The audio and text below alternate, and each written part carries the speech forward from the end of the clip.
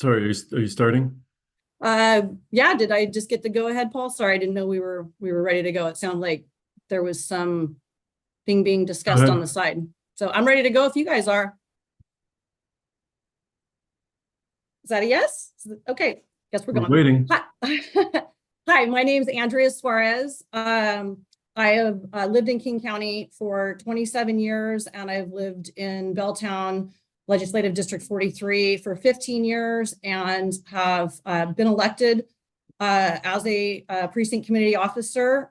So here to vote today as needed. I'm the founder and executive director of a nonprofit called We Heart Seattle. We're privately funded and we're nonpartisan as well. Our mission is for a more beautiful and safe Seattle for all to enjoy. And we did that during the pandemic by organizing not just thousands, but 13,000 hours of field work in our green spaces, in our parks, under bridges, working with people living rough, struggling with various disabilities, substance abuse, untreated mental health, and physical disabilities that kept them outside. And by using the direct that action of organizing these litter picks, we were able to raise hundreds of thousands of dollars that we put directly back into the camps. And we've housed more than 200 people, removed thousands of barriers, created a basic needs stipend program to give people a hand up and purpose with our organization. And so I'm looking forward to bringing that really practical experience to Olympia and sharing just what I've learned in the field over the last 3.5 years with this field work. A more boots on the ground, hands-on data point I think is missing in Olympia. And I'm looking forward to bringing that and bringing an open mind to hear all of your amazing ideas. Thank you. Thanks. All right. Next up, we are going to have a short talk about the coordinated campaign that the Washington State Democrats are doing at the state level. Nathan Harrer, are you here? And my apologies if I've mispronounced your last name. Nathan Hare is here. Nathan Harrer. All right. Thank you. Go for it. Awesome. Can I share my screen, Paul? Yes. Let me just see if I need to. All right. That should give you the ability to. Let me know if not. Awesome. Thank you so much. Okay, let's see. I've got a brief presentation. So yeah, as Paul was saying, I work for the state party coordinated campaign. My job is to organize all of King County along with my team of 6 organizers that are going to be starting in June. So what the coordinated campaign is going to be doing, we're going to be knocking on doors, making volunteer recruitment calls, acting as the general field team of the county. The goal is to bring in new people that aren't in this room, that aren't in the LDs, but also getting the LD members to plug in as well to the coordinated campaign events. We are building a universe that optimizes time and boosts voter turnout. We're not going to be talking to everybody, like to all Democrats. We're really focusing on the Democrats that aren't going to be voting unless we talk to them. Tracking our progress, this is really important because it means that we're all meeting the same standard. We're all we know where we've been knocking doors and everything. So it's just really good to have a centralized location for all of that data to go. And then, yeah, like I said, acting as the general field team for the county so we can elect Democrats. The goals of the coordinated campaign, we want to win all the statewide races. That's one of our main goals. Holding all of the congressional incumbents, prioritizing our most vulnerable ones. LD 5 and 12, in King County, those are going to be the most competitive districts. So we want to do 2 passes of doors and phones there. Yeah, so like I said, the goal is to win, sustain the success that we've been having in the state, and boost voter turnout for all of our Democratic candidates. Oops. These are the organizer turfs. These are, where you're going to be sharing your organizer with. 3646. Let's see. Sorry about that. Oops. Okay. What we're not going to be doing is nonpartisan races, initiatives. We're seeing what we can do under campaign finance law, and then also Dem primaries. After August 6th, obviously, we're going to know who all of our candidates are, but until then, we won't. So we're still going to be knocking on doors, boosting turnout for Democrats in the county. Let's see. That was the presentation. Paul, if there's time, I'm happy to take questions. If there isn't time, I'm happy to pass it over back to you. Yeah, let's take questions that people have. Our goal here is to help make sure that the 43rd can help support the Hey, cut it. Rich, I see your hand is up. Yeah, we're having a little feedback. So Nathan, when you're cutting lists, is there going to be any undercutting of PCOs going out working their turfs? Because, you know, to have two turfs being worked the same day gets people pretty upset at the front door. Yeah, absolutely. Rich, it's good to see you again. I enjoyed our conversation from a few weeks ago. Yeah, I hope you're doing well. same Based- question. Yeah, of course. So it's such a good question. My goal is for the PCOs to be knocking coordinated packets, essentially. That way, like I said, we're keeping all of the data in one place. We're not, we're tracking our progress. Like there's almost 2,800 precincts in this county. So I'm going to just be like going down the list of like, okay, this PCO is going to knock this precinct. This PCO isn't going to knock this precinct because of X, Y, and Z reasons. So we're going to send somebody else into that precinct to knock doors for them. So yeah, like that's the goal, is to coordinate this, and my goal is to get the PCOs to knock coordinated packets. But thank you so much for your question, Rich. Like I said, it's good to see you again. Anyone else have questions about the coordinated campaign, how you might be able to You'll have to explain it. get involved and support that? I guess I did I think I might have skipped one part of my presentation.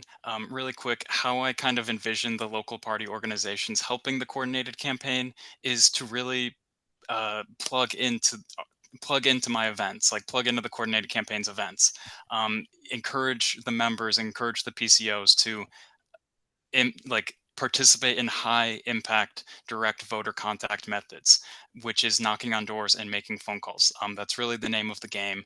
So that's what we're going to be doing. It's such a good way of cutting through the noise, to actually target a voter, and they're going to remember a person actually going to their house, knocking on their door, telling them why this matters. Like it's so much more effective than a TV ad or a digital ad, which they're just getting bombarded with. So that's how I envision us working together, and how you guys can plug into the events. Any additional questions for Nathan?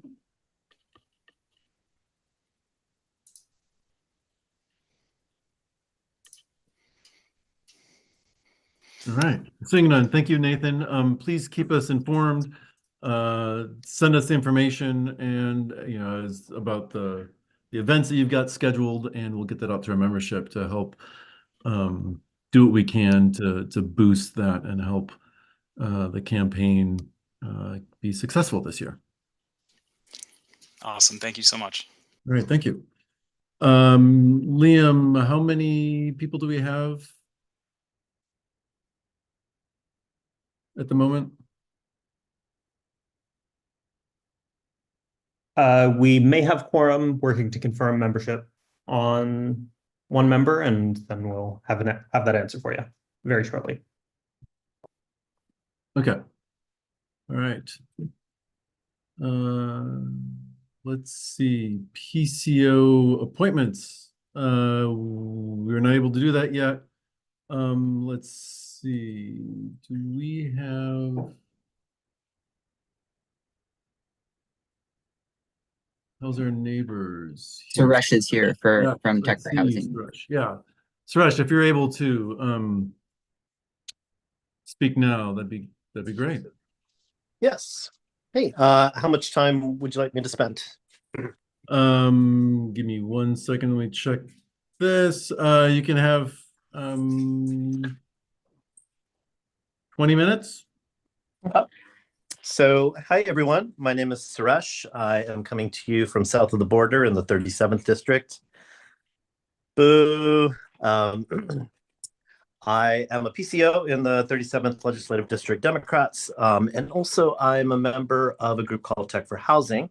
We are members of the tech community who believe that Seattle can and should be affordable for everyone. And Tech for Housing has supported House Our Neighbors and their social housing voter initiatives for 3 years.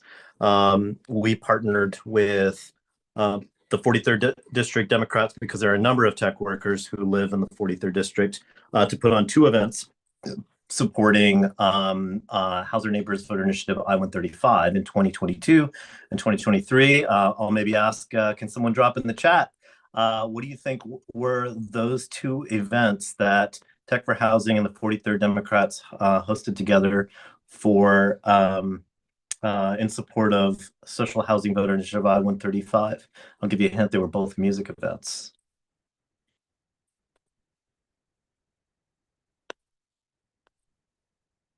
Nothing. It's a tough crowd. Or is the or is the chat blocked? No. I'll give you a hint. Both events were on Capitol Hill. Hal Anderson. Both events were very close to Cal Anderson.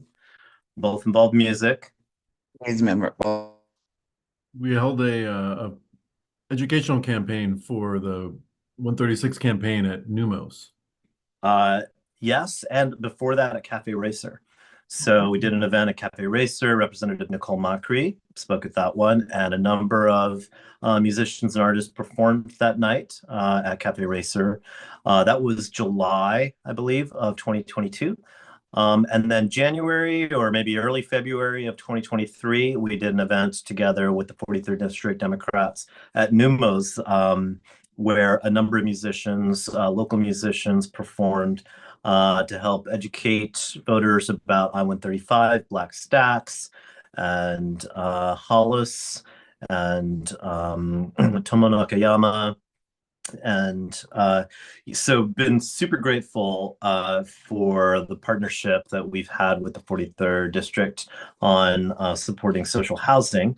And how many of you remember what happened to I-135 in the February special election last year? And that voter initiative proposed creating a publicly owned social housing developer, a public development authority chartered with creating and operating social housing. Anyone remember what that was for?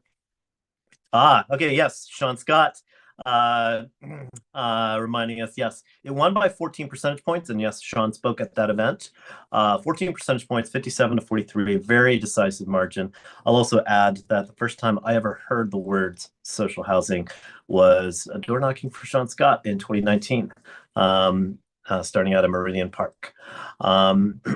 So now House Our Neighbors is back with I-137. So I-135 created a housing developer, one that's owned by all of us as residents of Seattle. So it's a housing company that doesn't care about profits, doesn't care about raising rents to extract profits out of its residents. It's resident-led. So unlike any other housing corporation in Seattle, whether it's a government agency or a nonprofit or a for-profit, 7 out of the 13 members of the board are renters, residents of the housing itself, although this social housing PDA doesn't yet operate housing. It was just created recently.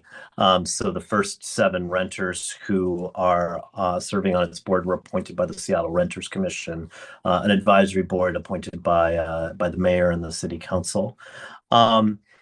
So that created, I-135 created this publicly owned housing developer, and now House Our Neighbors is back with I-137 to fund it. They filed that initiative in February, and I believe the 43rd District Democrats endorsed it, as did the 37th. We possibly were a little bit behind y'all, but came up strong on that with that endorsement. And the House Our Neighbors campaign has been collecting signatures throughout the city, and I've come to talk to you about how you can help, how you can back up that endorsement with actual action to help get this voter initiative on the ballot. And I'm going to show you all what it's like. I've been out in the field with several members of the 43rd, Ryan Driscoll, and Andrew Ashiofu. Paul Chapman's been out in the rain helping us gather signatures for I-135. And so everyone gets a petition board with an 11 by 17 copy of the entire voter initiative. The entire law is printed out on this piece of paper. And we go to places where there are voters, where there are registered voters in Seattle. We're at the Seattle, the Capitol Hill Farmers Market every Sunday, the U District Farmers Market every Sunday, and we walk up to folks, and you can do this too, you can join us, and we say to people, hi, would you like to sign a voter initiative that funds more social housing in Seattle? And it's really fun. You should join us. I can post some links to some videos of us gathering signatures.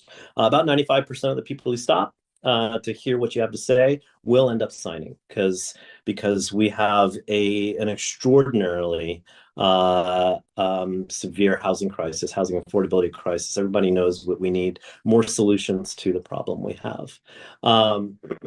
And the next thing that you'll do, guess what is the very next thing that you should do if you're helping us gather signatures and someone stops after your opening pitch?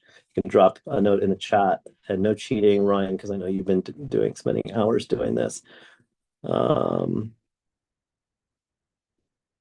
Let's see. Sarah says we should ask for info like email. We don't need their email. There's something even more important than that we need to ask, and that is, are you a registered voter in the city of Seattle?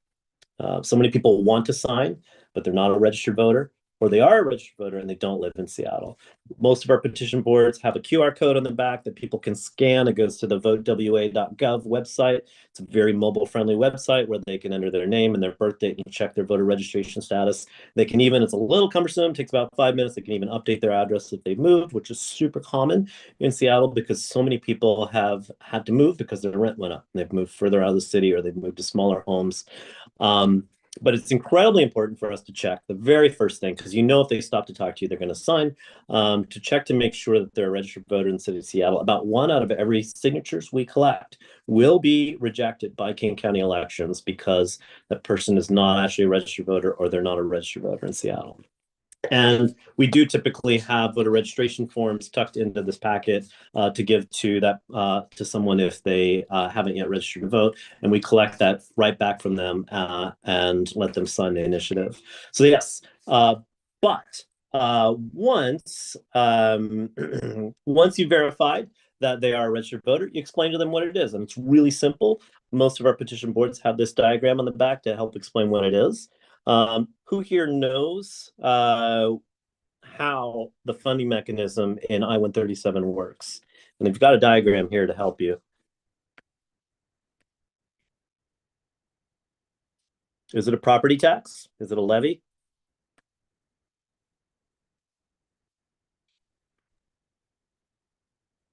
No, it's a payroll tax. So yes, Carl, thank you. So it's a payroll tax. Anytime a company pays someone more than $1 million a year to do work in Seattle, the employer will pay a 5% payroll tax on the amount over $1 million.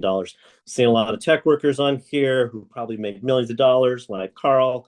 So if Carl gets paid $1,100,000 a year by their employer, I think Carl does not make that much. Carl's employer would pay a 5% tax on the amount over 100,000, on the amount over $1 million. So 5% of that 100,000 is $5,000, and that money will go to the social housing developer. And there are so many highly compensated people in Seattle that the campaign estimates this will bring in about $50 million a year, depending on who the Mariners sign in the off season.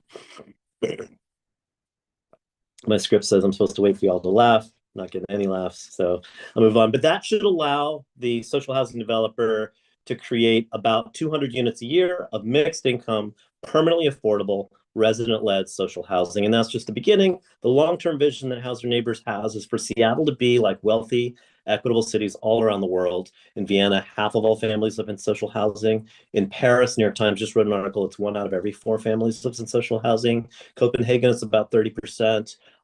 In Singapore, it's 80%. And if you're worried like, oh, these taxes on very high, on very wealthy companies would cause problems, I'll remind you that in Singapore, 1 out of every 8 people is a millionaire. These types of progressive revenue that invest in everyone having a stable home and economic opportunity are great for everybody. And I'll stop there and ask if anyone has any questions about the initiative and about what it's like to gather signatures before I close with what we are very much hoping to get your help with this weekend. You can raise your emoji hand or drop a note in the chat or just come off mute and ask a question if you've got any. If you're worried about rejection, oh, sorry, go ahead. I have a question if I can. Sure. How do you procure housing? Yeah. Once you have the money. Yeah. So Ben Moritz, a for-profit developer of affordable housing, put together a business plan for the House Your Neighbors campaign. It's on their website. If you go to letsbuildsocialhousing.org, it shows how this revenue stream will allow the social housing developer to acquire or construct about 200 units a year of mixed income, permanently affordable, resident-led social housing. Okay, a follow-up if I can. Yeah. Will the authority have first right to buy any vacant property? Because that would speed things up a little bit. That's what Paris has. Paris, they have a whole office that they check the website. They have a guy who checks any available property, and they have first right to buy it. Yes. So it does not. However, I-135, which we all passed by 14 points in February, did state that anytime the city is disposing of land that it's no longer needs, and that happens fairly often, the city must carry out a study. It's not required to, but must carry out a study to see, is it appropriate for it to be sold or sold at a discount or granted to the social housing public developer. I want to emphasize that this is a new form of housing with a new revenue stream, and it's very important that we don't take away gifts of land or existing revenue streams for all of the other important forms of subsidized housing that we have in Seattle. So I-135 is very careful in that it does not do a land grab and take away those, but it does say at least the city must make that conscious decision. Is this a plot of land that maybe was left over after the city closed a facility or something, a suitable option for social housing? Okay, and I assume somebody will be looking at all that stuff and make sure the city doesn't, how should I say it, stash away Yeah. property. Yeah, so one of the nice things with Harold in there, I don't trust him. that's fair, but we have various open government rules and regulations for how the city conducts its work. So when there are pieces of property that are sold off, you and I as citizens can file public records requests to make sure that study was done. And if they weren't done, we can, I think we and or the social housing PDA can sue the city to say, you didn't do what the people's law said that you should do as specified in I-135. Great, thank you. Yeah, no problem. I have a question. Yeah, go ahead. Just related to the entities that do the building. There are some very, large, established low-income housing developers in Seattle that have a lot of clout. And I don't disparage them in any way. I appreciate all the work they do, but their management side of their properties is an issue. And, they take on, they get contract after contract for projects and don't have the capacity in all cases to properly manage those properties. So then that becomes, is there something inserted in this to ensure competitive process and also set standards for management? Yeah, so the strongest protections for that are that slightly more than half of the board of directors of the publicly owned social housing developer are residents of the housing. It is truly resident-led housing. And, this is, you may know that we have one of the most regressive tax systems in the nation. That is one of the things that leaves our critical public services underfunded, our schools, our transit systems, our subsidized housing programs. And one of the reasons you don't see other affordable housing providers lobbying for rolling back our subsidies for wealthy corporations to fund affordable housing is the majority of the boards of those nonprofits are executives at the very same big companies that spend $2 million on every Seattle election preserving our deeply regressive tax system. So this is resident-led. And because it's resident-led, we expect it to be managed in a way that's responsive to the residents of the housing, and also to be able to lobby for the appropriate revenue streams and the efficient use of that money in ways that a nonprofit whose board is stacked with executives from wealthy corporations would be hamstrung by those dual and conflicting obligations they have between the profits of the companies they work for and the nonprofit that they're trying to provide guidance and direction to. Paul, how are we doing on time? I want to just close with the really important request. We have time for another question if there's additional questions.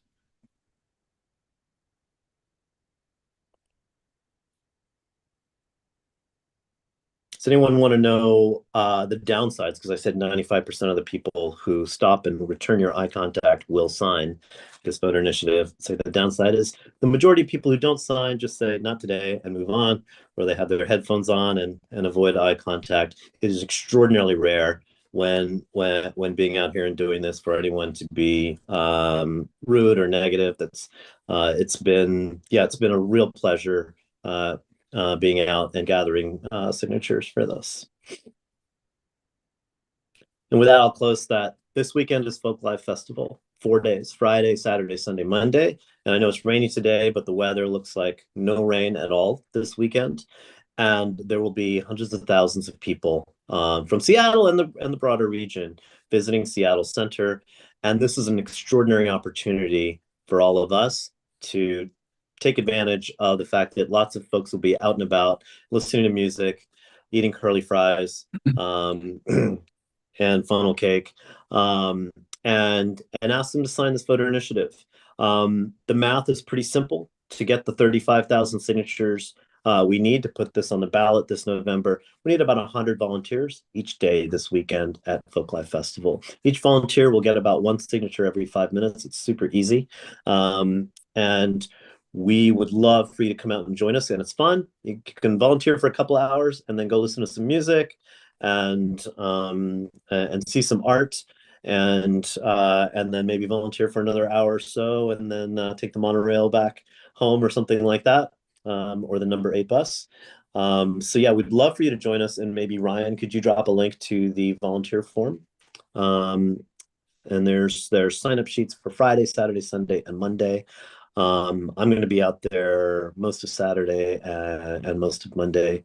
And Black Stacks, which performed at, I think, both I-135 events that the 43rd Democrats put on. We'll be performing Friday night at Folklife Festival. So definitely come out and support them. We got great music, and one of the members of Black Stacks lives across the street from me in subsidized housing because artists cannot afford to live in Seattle anymore in private market housing. All right, thank you, Suresh. And in addition to Folklife, is there other areas around the city where there will be signature gatherers that people can Yes, bring their Pride in friends the and Park. family to? Yeah, Pride in the Park the following weekend.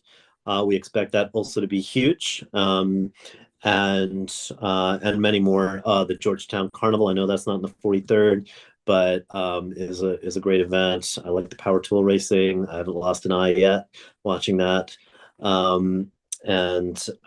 Just you can go to the link that I think Ryan shared. There are multiple events a day where you can sign up to help us collect signatures, and also if you're not able to make it and you really would like to help, you can donate to the campaign as well.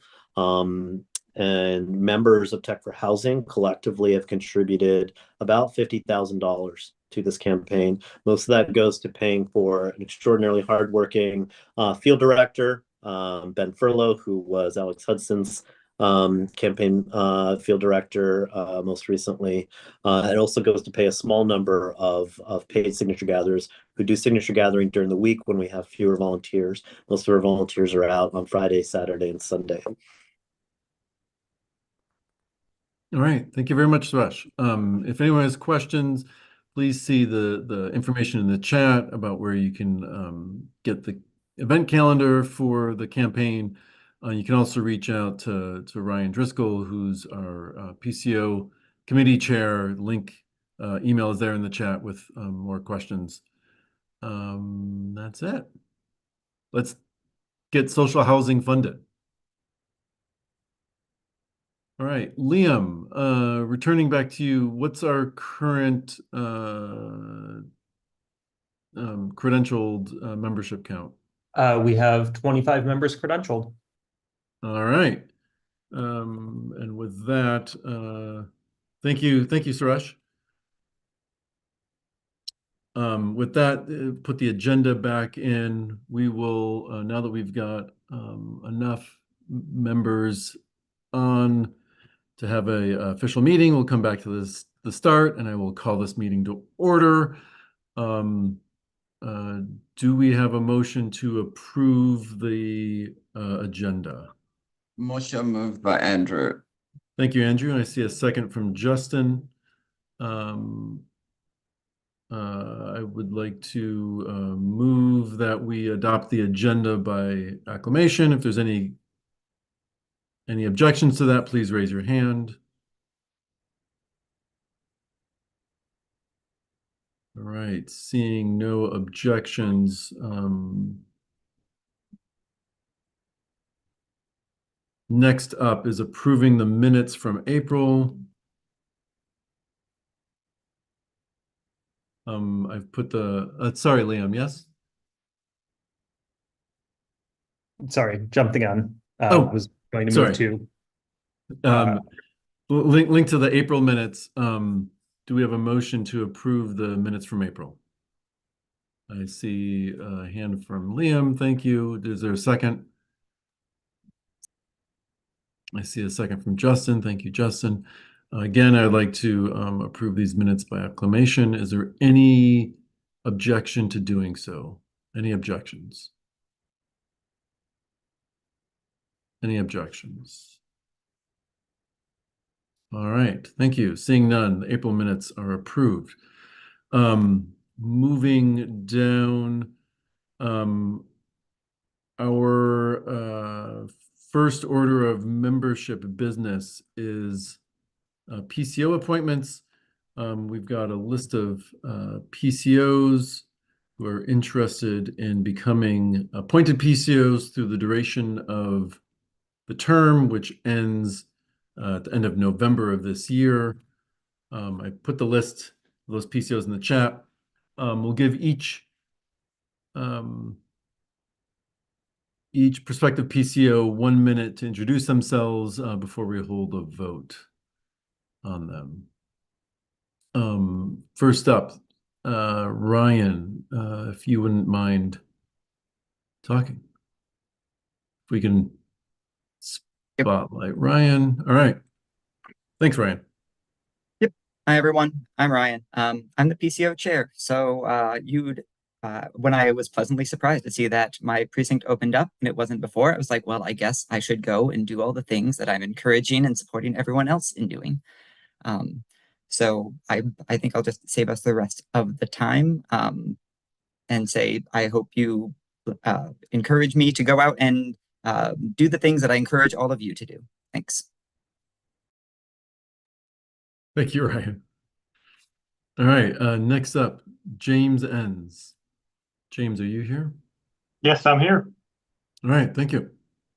All right, yep. So I'm set to begin my term of service for the next term, and I wanted to get a head start, kind of cut my teeth on this upcoming election. So I figured I looked through it and saw that it was open, and I figured I'd join and kind of get the ball rolling. So I've lived in Washington all my life, just moved from a boat on Lake Union up to kind of North Queen Anne, or excuse me, North East Lake, and I'm ready to get going and get some signatures and help out where I can.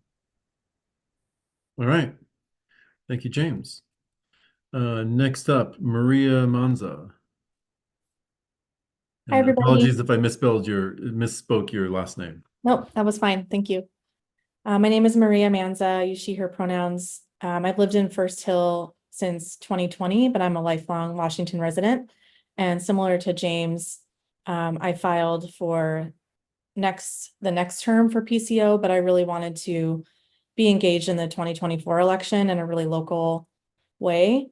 And so when I saw that there wasn't a PCO in my precinct, I decided to sign up. So I hope to learn from Ryan and work with all of you and get out the vote this November. Thank you. Thank you. And then next, Sarah Hill. Hey, Sarah? Yeah, I'm here. All right. Hi, everyone. My name is Sarah. I use she, her pronouns. I live in Belltown, right next to the Space Needle. I work at a youth development organization right now, but a lot of my previous work has been in civic engagement, especially getting young people out to vote. And then I've also done a couple of grassroots campaigns for several different voting rights organizations. So really love making sure everyone has access to the ballot box. Like the last two folks, I did file unopposed as well for my precinct for the November election. So I'm just excited for the potential to join you all a little earlier and keep engaging with my community members. Thanks. All right, thank you. And then Jeannie Shu. Hi, I live on North Capitol Hill since 1985, just south of Roanoke Park and near the Seattle Prep and the Berchi School. I'm a retired teacher and school psychologist. And since 2016, with that terrible election, I've been active in gun violence prevention with Moms Demand Action, Grandmothers Against Gun Violence, and the Alliance for Gun Responsibility. And with the election of Democratic majorities in the state legislature, we've seen lots of progress in gun violence prevention laws. So I am worried about the November election and the state of democracy in our country. So with that same aim of trying to focus on something that's manageable and not overwhelming, I'm applying to be appointed as the PCO for my precinct. All right. Thank you very much. And then last up, we have Spencer Worobeck. Spencer is also running for appointed PCO in the same precinct as Jeannie. That's precinct 1999. Is Spencer here? I believe Spencer is not present this evening. Okay. All right. Thank you. And so with that, we have this list of candidates. Since we have Jeannie and Spencer both running for appointed in the same precinct, I would like to first entertain a motion to approve Ryan, James, Maria, and Sarah by acclamation. Is there a motion to do that? So moved. All right, Second. thank you. Is there a second? Yes, I will second that. All right, thank you. Any objections to approving the appointment of these 4 PCOs, Ryan, James, Maria, and Sarah by acclamation? If so, please raise your hand.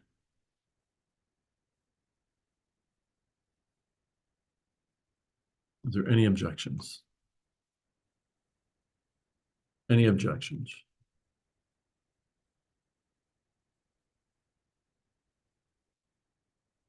All right, seeing no objections, we have approved Ryan, James, Maria, and Sarah to be appointed PCOs. Congratulations, and thank you for volunteering and joining us here. We're very happy and excited to have you, particularly those of you who are also elected PCOs for the 2025 to 2026 years.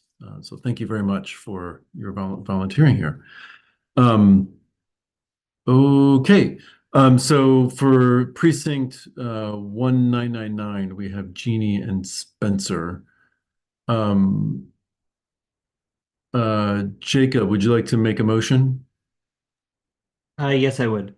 To I guess appoint by excuse me, sorry, appoint by acclamation, I guess would be the right wording.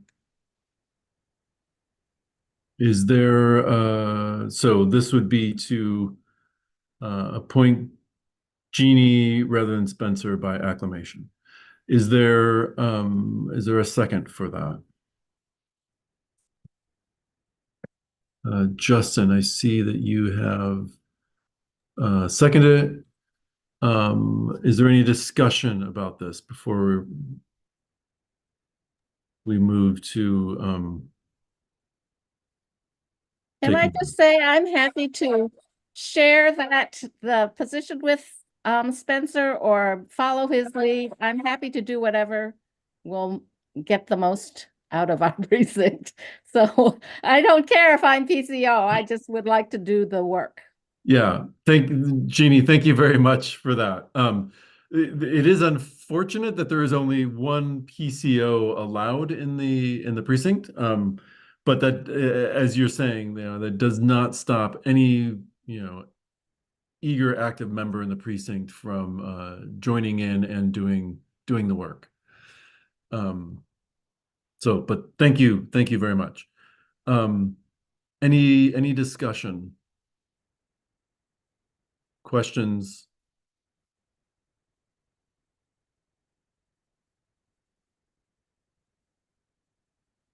All right. Seeing none, we will follow up the motion. Is there any objections to appointing Jeannie by acclamation? Are there any objections?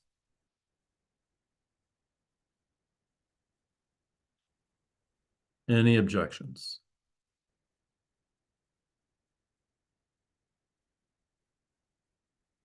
All right, seeing none, thank you, Jeannie. We have approved you as an appointed PCO.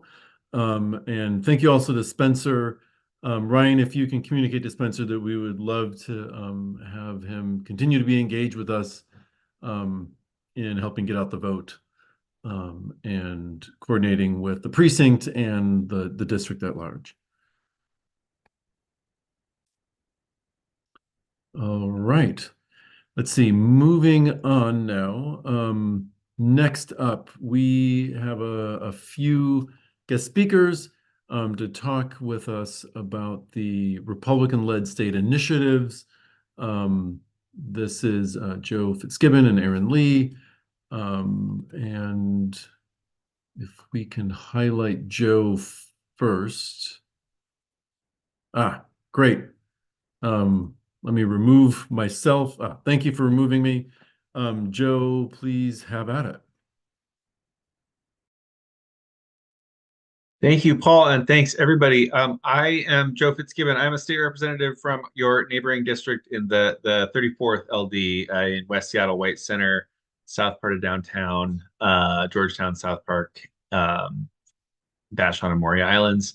Currently serve as House Majority Leader. Before I served as House Majority Leader, I served as chair of the House Environment and Energy Committee, in which capacity I worked to pass a couple things, including the Climate Commitment Act, which Initiative 2117, which is one of the Republican multimillionaire funded initiatives to the legislature, which the legislature chose not to enact this year, will be on your ballot this November. And I'm here tonight to talk a little bit about what's at stake with Initiative 2117. So I am going to share my screen if that is possible.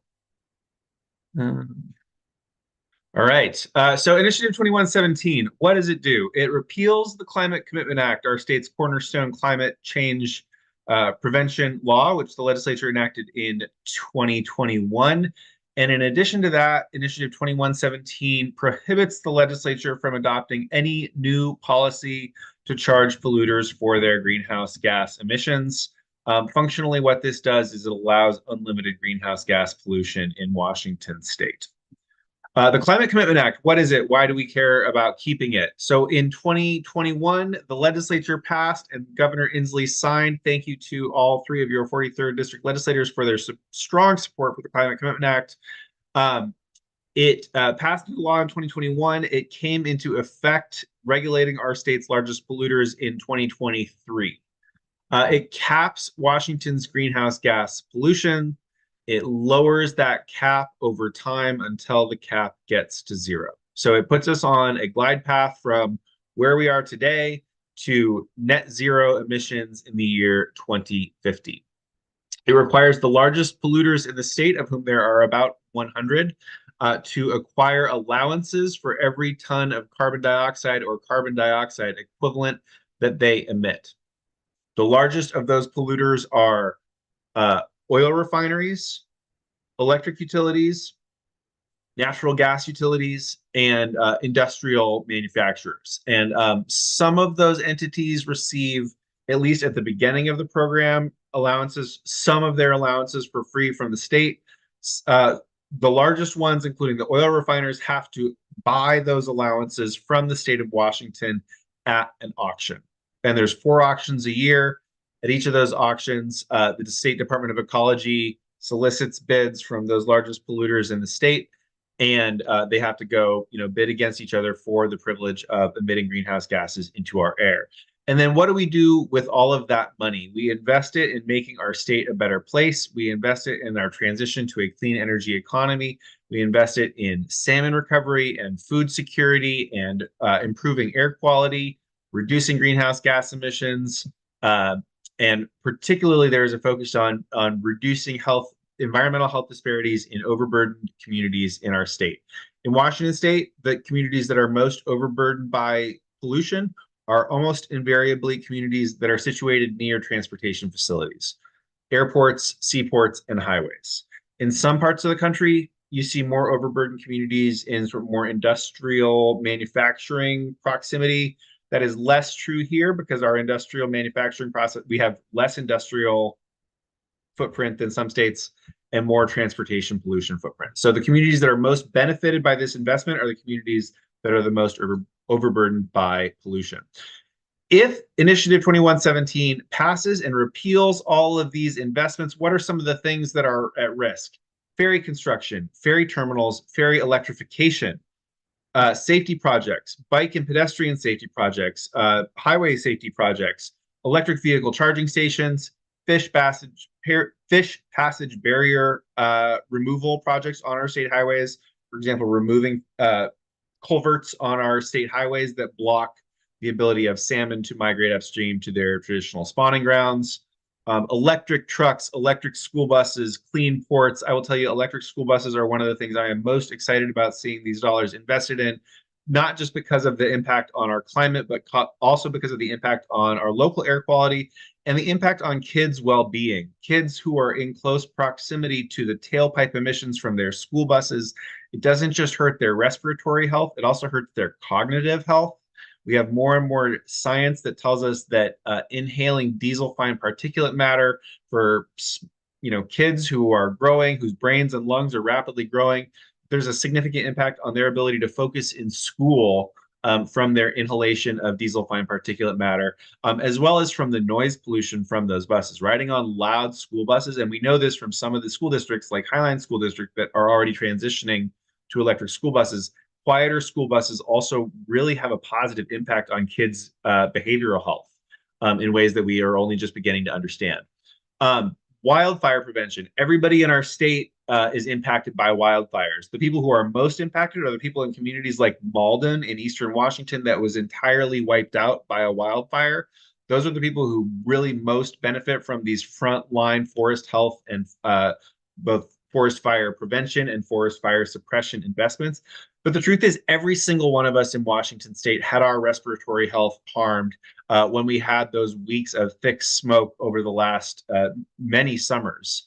Everybody in Washington is harmed by that, but the people who are harmed by it the most are people on the front lines of wildfires, as well as kids, seniors, and people with respiratory health ailments. And so the Climate Commitment Act is really powering our investment in making our forests healthier and ensuring the state government has the resources to fight fires. Protecting and restoring state lands, bringing them back to health. Oops, sorry, wrong direction. Fighting hunger. This year, we prioritize connecting organizations fighting food insecurity, fighting hunger with farmers and food processors to keep good food out of landfills and instead get it into food banks. So we're at the same time as we're fighting climate change by keeping food out of landfills, we're also helping the hungriest people in our state. So you'll notice nearly every investment that we make through the Climate Commitment Act is not just about fighting climate change. It's also about solving other really critical problems in our state, whether traffic safety, salmon recovery, food insecurity, air pollution, clean ports, clean trucks, clean school buses, improving our air quality monitoring so we actually know how we're doing as we work to remedy the air pollution problems, particularly in our overburdened communities, positioning us well to draw down money from the federal government, which has made billions and billions of dollars available for states, local governments, businesses, tribes, to fight climate change. We want to be sure that we're at the front of the line for that. The Climate Commitment Act positions us well to do that. Workforce development, local governments, many of the entities that are benefiting from the resources that we have prioritized with money paid by polluters, by the 100 largest polluters in our state. One of the things that the proponents of Initiative 2117, who again is Jim Walsh, the chair of the state Republican Party, who's a far-right state representative from Aberdeen, and Brian Haywood, a multimillionaire hedge fund owner who largely bankrolled the Initiative campaign, is that the Climate Commitment Act is somehow responsible for high gas prices. And so I just want to be sure to confront that with you all head first. The Climate Commitment Act does require the biggest polluters in our state, which includes our oil refiners, to pay for the cost of their pollution. They may pass some of those costs along to drivers. However, the cost of gas is not very correlated at all with Climate Commitment Act compliance. In fact, the most expensive gas has ever been in Washington state. If you're a driver and this is something that's impacted, I mean, we have to be, I think, clear about the fact that family budgets are impacted by high cost of living, whether it's the high cost of housing, as we talked about earlier with the Social Housing Initiative, the high cost of healthcare, which, Representative Macri and Representative Chop have been great leaders in trying to remedy, high cost of childcare, but also the high cost of transportation. On the West Coast, we have always had higher gas prices than the rest of the country. We have extremely volatile gas prices, as evidenced by the fact that the highest price gas we've ever seen in Washington state was in June of 2022, which is before the Climate Commitment Act even took effect. It was immediately after Russia invaded Ukraine. We often see events around the world, whether it's in Venezuela or in Iran or in Russia, impact the price of gas here in Washington state because gas is an inherently volatile, expensive, and dirty commodity. What we need to do is we need to give Washingtonians better choices so they're not stuck paying for gas. That's not that their only choice to get around. That public transportation, electric transportation, and active transportation like walking and biking become better choices. And those are all modes that we have invested in making safer and better options with Climate Commitment Act resources. Currently, allowance prices are the lowest they've been since the Climate Commitment Act took effect. And yet gas prices are going up as we head into the summer months. So those two things are not very strongly correlated, but we do need to make sure that Washingtonians have better choices so that they're not tied to the price of gas and diesel to get around. Last thing I'll say on this is that Initiative 2117, while it repeals the requirement that those oil refiners pay the state of Washington for the impact that their pollution is causing, it does not require them to pass on any savings to their customers. So I think there's a very good chance that if this initiative does pass and save those oil refiners all that money, they're just going to keep prices high and pocket the profits. So as we talk about Initiative 2117, I really encourage us to think about, while the Climate Commitment Act is awesome, and I'm very proud of it, and I think it puts Washington as one of the leading states in the country in our fight against climate change, we should focus on the risks of the initiative rather than the benefits of the underlying law that the initiative proposes to repeal. We want to be sure that voters understand that this is a risky initiative that allows for unlimited pollution in our state, that jeopardizes investments that we critically need, and that it benefits big polluters at the expense of the rest of us. So I really appreciate your time tonight. I will stop talking, and I would very much welcome the support of the 43rd District Dems for the No on 2117 campaign. All right. Thank you, Joe. And also, our apologies. We should have introduced you as well as a state rep from the 34th, I believe it is, correct? 34th. All right. Thank you very much for taking the time and giving us this detailed education tonight. And next up, to talk about the long-term healthcare repeal, I-2124, Erin Lee. Hi, everyone. Thanks, Paul. Let me go ahead and share my screen. All right. So hi, everyone, and thanks for making space for me to present, and thanks to Ryan for arranging to have me join. My name is Erin Lee. I use she, her, and I'm an organizer for the Vote No on I-2124 campaign, and I'm also a staff member at SEIU 775. So I'll start by providing a bit of background information on the program that I-2124 is attacking, which is the Walk Cares program. So Walk Cares is a first-in-the-nation program that provides access to affordable long-term care to all working Washingtonians. It was created by the state legislature in 2019. This program addresses the reality of the long-term care needs that we have in our state. 70% of us will need some kind of help as we age, and Walk Cares covers a variety of long-term care services like meal delivery, paying a family caregiver, assistance bathing, getting dressed, home modifications like installing a ramp, and much more. I just want to note here that long-term care isn't only for seniors, it's also for people of any age who become seriously ill or disabled. So ever since passage in 2019, we've tweaked the program to make it stronger. Some of the improvements that were actually key points that the opposition was using against the program have now been solved. So first, there are prorated benefits for near retirees. And second, the benefits are now portable, meaning that if you move out of state, you can keep your Walk Cares benefit and get the care you need anywhere in the country. So why exactly do we need a public long-term care benefit like Walk Cares? Well, the current private long-term care system is unaffordable and unjust. People with pre-existing conditions like cancer and diabetes are denied private long-term care insurance. And for those who are able to access long-term care insurance, these companies still consistently reject claims. They jack up premiums by 50, 100, even 300% without warning. They charge women often 50% more than men for their premiums, just because on average, women tend to live a little longer. And even one missed payment can result in cancellation of the policy. So what would be the impact of I-2124? If successful, 2124 would take away access to affordable long-term care insurance from 85% of working Washingtonians. It would also harm people with pre-existing conditions, and it would once again leave us at the mercy of private insurance companies, forcing many to pay out of pocket for things like home care and wheelchairs and ramps and other long-term care expenses, or force us to drain our savings and sign over our homes in order to qualify for Medicaid. People have to spend down their savings until there's only $2,000 left in order to qualify for Medicaid, and Medicare does not include long-term care services.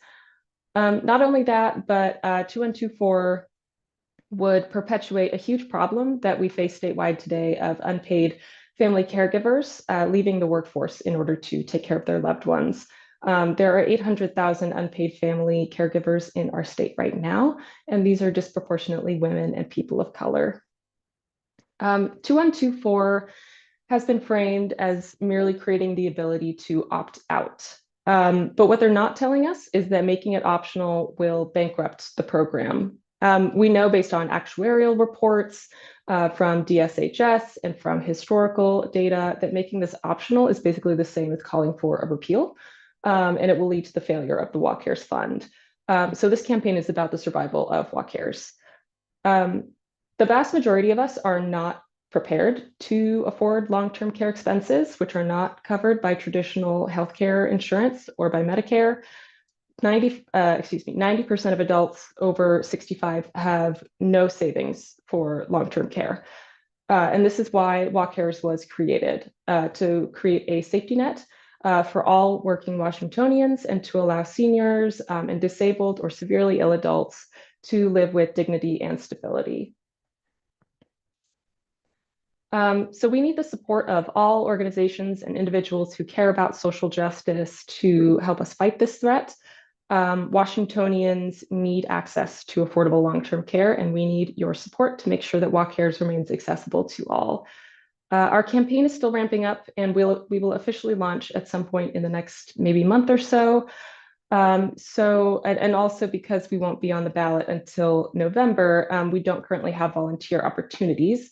But in the meantime, you can still help protect WACARES by spreading the word about how critical it is, about the improvements that have been made to it, and getting the message out early that if the initiative passes, it will destroy the program. That's what the data is telling us, is that we have to go out fast and first with the message that 2124 will destroy the program.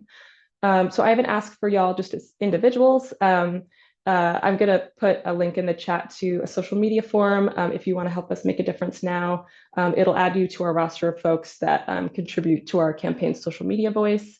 So we'll do that in just a second. We're also always looking to grow our endorsers list. And we've been endorsed by many Washington-based and national organizations, including labor unions, nonprofits, healthcare providers, and organizations representing the millions of Washingtonians that are living with pre-existing conditions. So this is just a small representation of our endorsers, and you can see the full list at our website. We hope that you'll join the ranks of our endorsers and support our campaign to protect long-term care benefits for all Washingtonians. And lastly, if you're a part of another group or organization, I'll ask that you consider endorsing via that entity as well. We would love to have that as well. So I'll put the link I mentioned before and some other ones in the chat, as well as some contact information. But yeah, that's all I wanted to share tonight. Thanks for your time. All right. Thank you very much. Does anyone have any questions for Erin?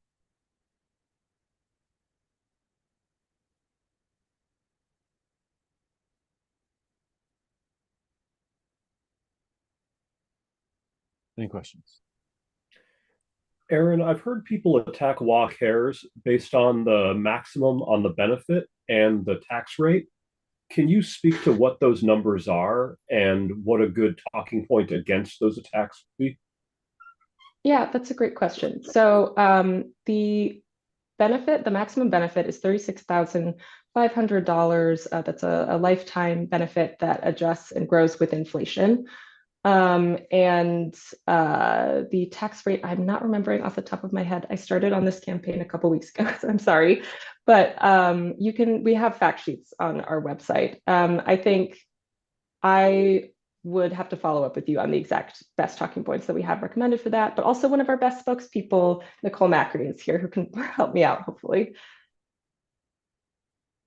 Thanks, Erin. Yeah, and that is a great question, Rob. The tax rate is very modest. It's 0.58 or 58 cents per $100 earned. If you think about what your Social Security tax is, that is 6.75%, I believe. So it's less than a tenth of that. So. Right, and I believe that according to like actuarial analysis, with the current tax rate, it won't have to increase. Like the fund will remain solvent until like 2075 or something like that with the current tax rate without increasing. So just wanted to add that.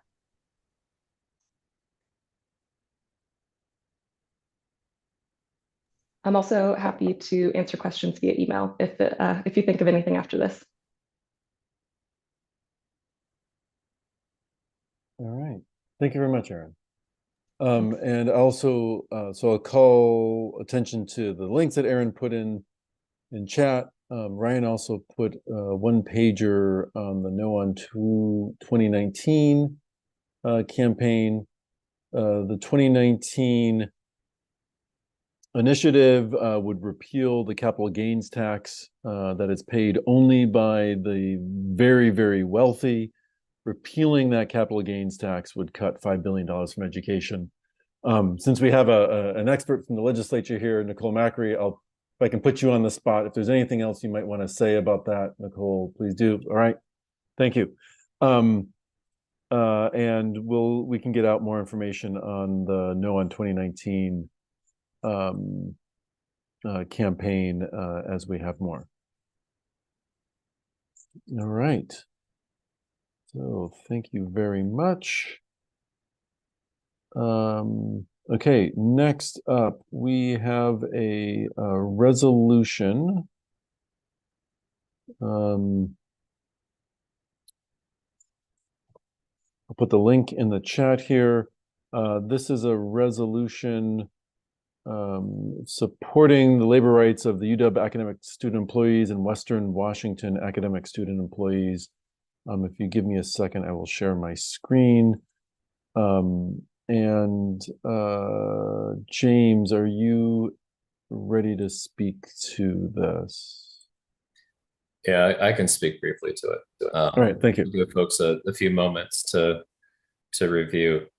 And let me bump up the view on this. There, it's a little bit better, hopefully. Mm-hmm. Hopefully everybody's able to see the words here. Okay. Thank you. So this resolution is essentially a call to support the student organizers at UW and at Western. More than 15 years ago, my own experience at the University of Washington was enriched by the past collective action of student organizers who fought for fair wages, back pay, and better working conditions. And at the time, it blew my mind, not that student employees were unionized and organized, but that the university itself created that necessity and would be an adversary to students.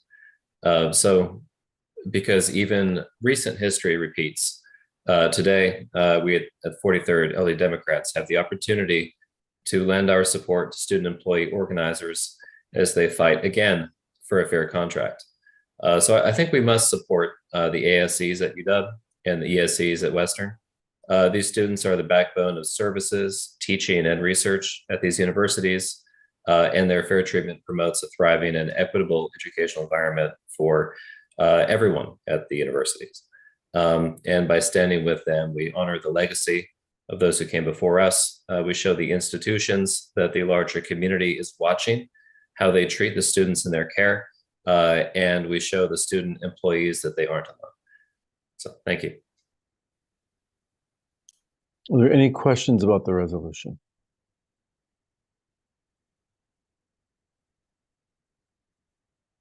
I'm unable to see hands, so if you have a question, please just unmute and ask. Any questions about the resolution?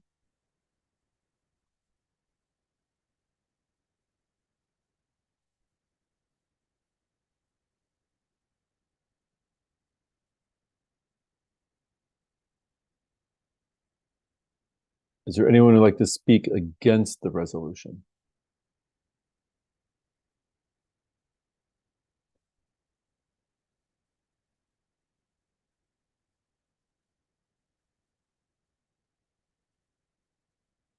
Okay. Is there anyone else who'd like to speak for the resolution?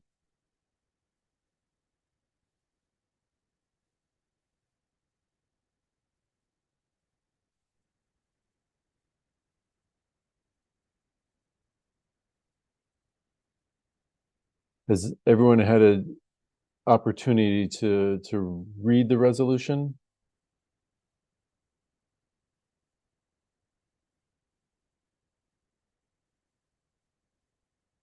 Right. All right. Seeing no one who wants to speak against it, we'll have a vote on this. I would like to do an official vote. So Liam, if you're able to put a link to that in the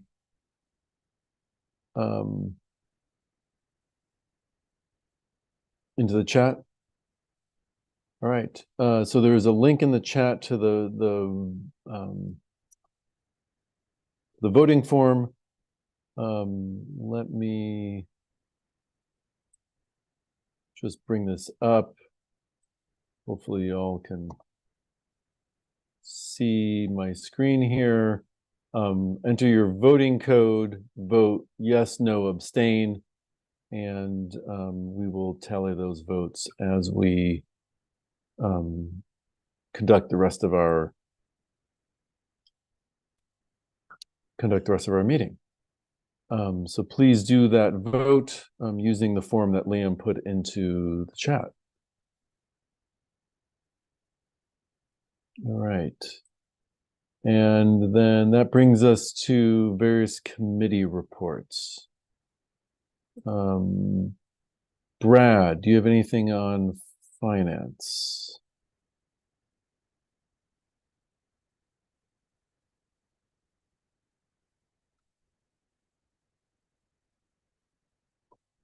Right.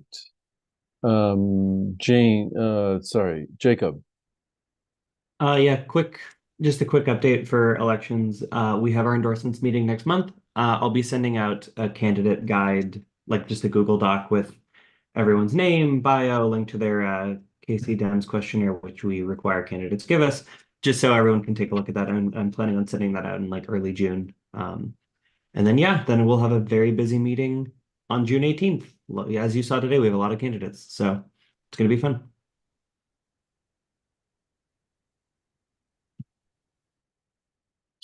Right. Thank you, Jacob. Let's see. So many windows. Ryan is up next. Yeah, thank you, Ryan. Yep. Hi, everyone. So first announcement is we have our next PCO workshop next Wednesday, May 29th from 6:30 to 7:30.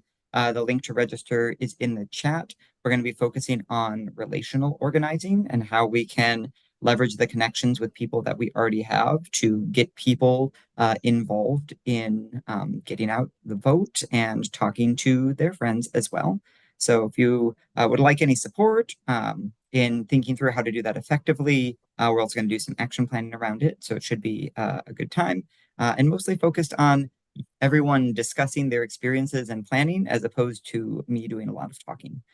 And then also, as you saw tonight, we would always love to bring in more PCOs. So if you are someone who's at this meeting and not a PCO, you can check out if your precinct is free and apply to be a PCO and get appointed next month, and then help us get out the vote and chat with and engage with your community as we go into this election cycle. And I'll put information for that in the chat. All right, thank you, Ryan. Communications, James. Anything to say? No report. Thank you. All right, thank you, James. Christina, fundraising. Just that we'll be moving our fundraisers to sometime during the summer. Oh, and Christina, do you have anything additional to say about the Pride brunch? I do not. I believe Rye does. Oh, got it. Okay. And I think is Rye was in transit tonight, so I don't think he's here. All right. Thank you. Policy advocacy, Jeremy is out. One thing to note, we did receive these presentations on the no against the state initiatives. We will be bringing a resolution in our June meeting to endorse the no campaigns for these initiatives. So please come back in June to vote on whether or not we endorse the no campaigns on these 3 initiatives. Meeting events, Rise Not Here. Technology, Liam, anything to note? Just wanted to note that we moved over to a new email system and saving some budget on that, which is always a good thing. And we are always looking for new members of the technology committee. So if you are interested in volunteering with the 43rd, please go ahead and go to our website. We've got more info about how to get involved there. Thank you. All right. Thank you, Liam. And King County Democrats reps, Andrew, Sophia. This last meeting, we did our first round of endorsement, and I'm going to paste the link to the people we endorsed. It was a lot of hours at work. Thanks to everyone from the LD that volunteered for the endorsement committee. And then the King County Dems will be marching in the Seattle Pride Parade. If you are interested, I'm going to put in the sign-up sheet. So we're looking for volunteers to help with like graphic designs and things like that, the preparations. And there is, I hope Sophia has the details or so on. There's also going to be a PCO picnic being planned by the King County Dems to welcome new and existing PCOs. All right. Thank you very much, Andrew. And I'll also note here, since Andrew talked about the King County endorsement, you may have noticed that there is no endorsement for the 43rd in King County Dems. The practice is that King County will vote on endorsements in the 43rd legislative race after the 43rd holds its endorsement meeting on that race. And so we'll be looking for that in the next month. Thank you, Andrew. And state reps, Amy, Sam. I can go if Sam isn't on the call. Oh, Sam is on the call. I'm here, but all I have is the finance committee did another round of LPO fundings, so I suspect you have the more interesting update. Do you want to speak to the finance really quick, Sam? Sure, just a regular activity is to disperse some funds for LPOs that apply for local assistance. So this is things like people doing tabling at local events and that. And so the party's been trying to do this to support, in particular, rural outreach and base building. And so if you know of activities that would be benefiting from that kind of funding, please feel free to reach out to me and I can connect you with the right folks. Thanks. And I'll just add to the update too. We've had an incredible process with a lot of really progressive, amazing delegate candidates, both at the state and national level. just want to thank everyone who's been part of that and who has stepped up to be a delegate and to participate in progressive organizing at the state party level. And also just a huge shout out to everyone who ran for national delegate. The 43rd put forward some really great people and some of them got elected, and I'm so proud of our delegation. And look forward to working with everybody at the state convention this summer. And hope folks who did run and didn't make it through will look into other leadership opportunities in the party. And please reach out to me if you'd like to hear more about those. All right. Thank you, Amy. And also add the state convention is Sunday, June 23rd. As I put in chat, just a reminder again, if you're not a delegate, you can watch the proceedings on the Washington Democrats live stream. So you can see the workings of the party at that level as well. And with that, we are 1 minute ahead of schedule, and we are now at good of the order. Are there any good of the order? Andrew, I see your hand. I would like to invite everyone to the Washington Stonewall candidates meeting happening this Saturday via Zoom. We have the statewide candidates and the open congressional district 6. All the candidates will be there. And it's just something, you know, especially that we, as an LD, have the largest percentage of the LGBTQ plus community. It would be good to have people there.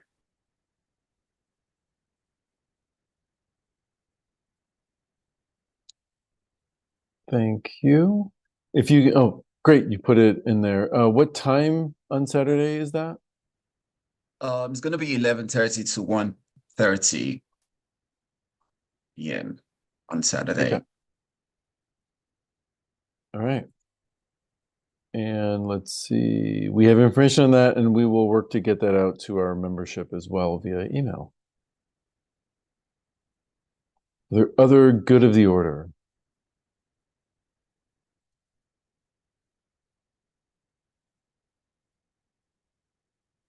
All right, Liam, is there anyone who has not had the opportunity, sorry for kind of jumping around here, is there anyone who's not had the opportunity to vote on the resolution? Anyone who's not had the opportunity to vote? All right, Liam, if you wouldn't mind closing that, and when you're ready, just interrupt with the results. I'd appreciate it.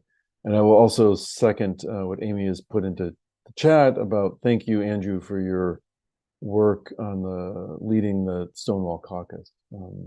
This is one of the important caucuses in our state party, and thank you very much for bringing that leadership and your perspectives here to the 43rd as well as across the state.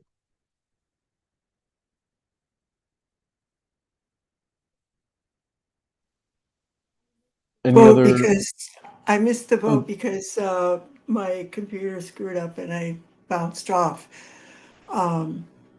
Is it too late now? I don't see which link is the vote. Sorry, yes, we did close the vote. Okay. It looks like we had Liam has posted the vote into the chat with 20 yeses and 1 abstain. And so the resolution passes. Thank you very much. Is there additional good of the party?